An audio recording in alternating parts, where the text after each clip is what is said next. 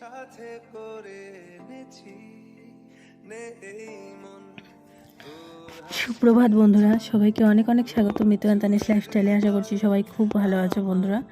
তোমাদের আশীর্বাদ ভালোবাসায় এখন এখন মোটামুটি অনেকটা সুস্থ, কিন্তু শরীরটা প্রচণ্ড খারাপ হয়ে গেছিলো।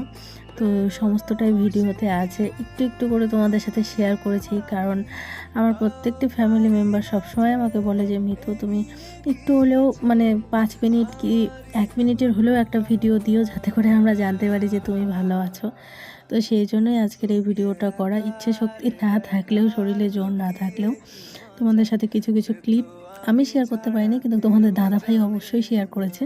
সরি, সবার তো দাদাভাই হবে না, কারো তানিশ কেউ বড় হবে, তো আর কি ও শেয়ার করেছে, মানে আমার বর শেয়ার করেছে। তো দেখো, আমাদের বাড়িতে নতুন নতুন কিছু ফুল গাছ নিয়ে আসা হয়েছিল, তো ফুল ফুটেছে কত সুন্দর। তো তাই ভাবলাম তোমাদের সাথে শেয়ার করি। এটা নীল আর সাদার মধ্যে একটা। তো এই ফুল গাছগুলো কিন্তু খুবই ভালো লাগে। আর সরি সবাইকে, কারণ হয়তো আমার গলার ভয়েসটা একটু অন্যরকম লাগছে, কারণ শুয়ে শুয়ে ভয়েস দিচ্ছি, সেই জন্য। তো আপাতত টেনশনে কিছু নেই, শরীর এখন ঠিক আছে মোটামুটি।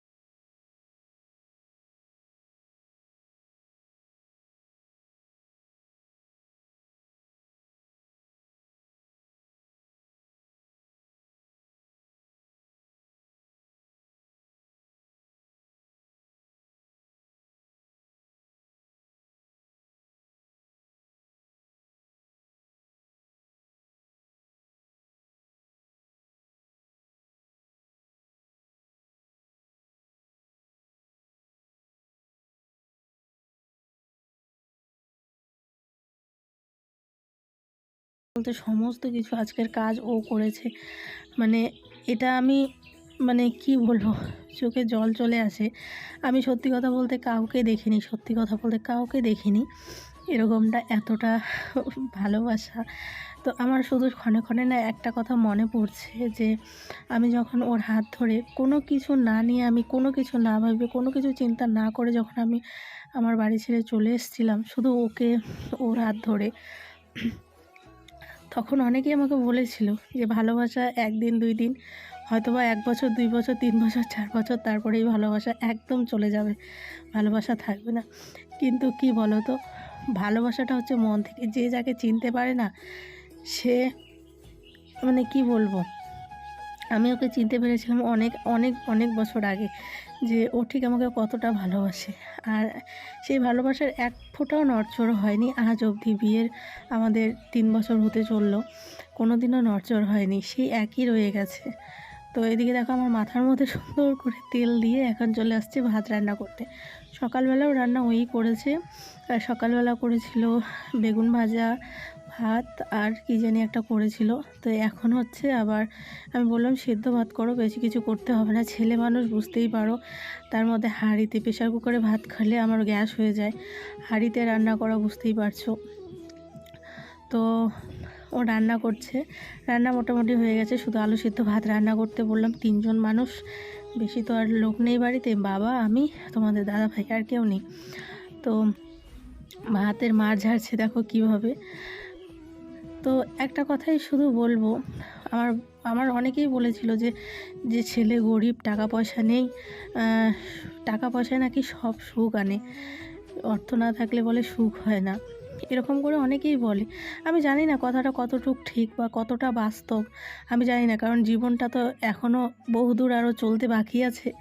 কিন্তু আমার যতটুকু আমি সংসার জীবনে উপলব্ধি করেছি যে না, টাকাটাই সব না, দুটো মানুষের মধ্যে যদি মনের মিল থাকে, ভালোবাসা থাকে, তাহলে না সব পরিস্থিতিতেই কিন্তু মানে মানিয়ে নেওয়া যায়। আমি যেমন অনেকটা মানিয়ে নিয়েছি, ও কিন্তু ঠিক অনেকটাই মানিয়ে নিয়েছে। তোমরা যেরকমটা তোমাদের দাদাভাইকে দেখছো এখন, এরকমটা কিন্তু মোটেই ছিল না। প্রচণ্ড চঞ্চল ছিল, প্রচণ্ড জেদি ছিল। কারণ বিয়ের 3 বছর কাটিয়েছি ঠিকই ওর সাথে, কিন্তু বিয়ের আগেও কিন্তু আমি ওকে দেখেছি, একই সাথে স্কুল, কলেজ, টিউশন আমরা পড়েছি। ও প্রচণ্ড জেদি ছিল, প্রচণ্ড বদমেজাজি একটা ছেলে ছিল। সেই ছেলেটা আজকে যে এতটা পরিবর্তন হয়েছে কিভাবে, সত্যি আমি নিজেও অবাক হয়ে যাই।